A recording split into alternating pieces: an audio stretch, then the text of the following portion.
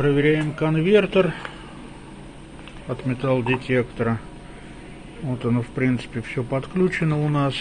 Вот, и идет все на компьютер. Значит, в программе мы выбираем USB камеру. И все, черный экран, ничего нету. По ходу дела навернулся конвертер.